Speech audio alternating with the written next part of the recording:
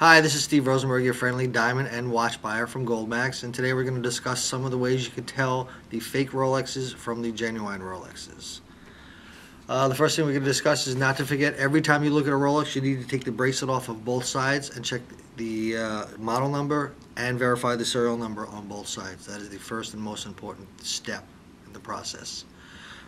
This particular watch was purchased, unfortunately, a few weeks ago, and was not real, but is a very, very good fake.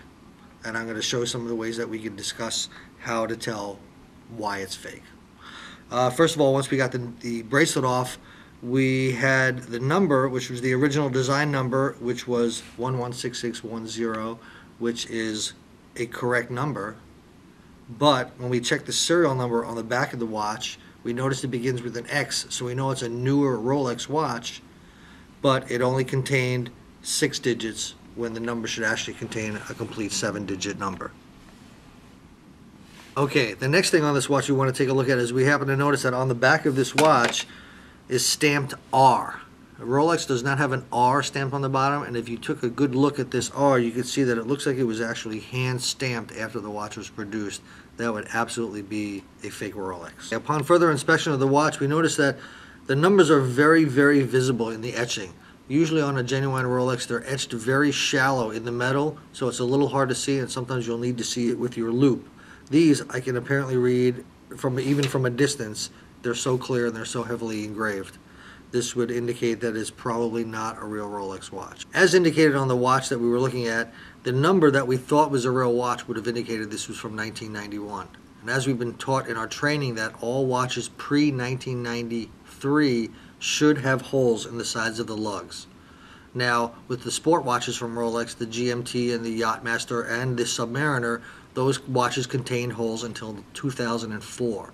Either way, this watch should have contained holes in the sides of the lugs.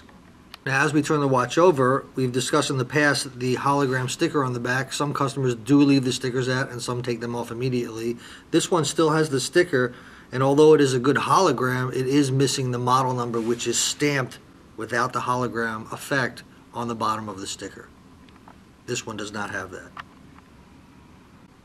As discussed in our training, the newer models of the Rolexes contain an etched crown in the 6 o'clock position of the crystal. It's a very, very hard crown to see, and you'll definitely have to use your loupe to see it. This watch, which is our example, the crown is very apparent on the crystal even without the loupe. I could sit here and look at it right from here, from 6 inches away, and see it clearly. This would never be the situation with a Rolex. Continuing on with our Submariner that we've been using as an example, we're going to take a look at the bracelet. Actually, based on the number that we got off this watch for the serial number, it should have been a 1991 version of the watch, but it contained a solid end piece on the bracelet, which the sport watches for Rolex did not contain until 2001. And that would be the Explorer models and the Submariners and the Yachtmasters. The open-end watch bracelet looks like this on the end, where it's not a solid link and you can clearly see the pin on the inside.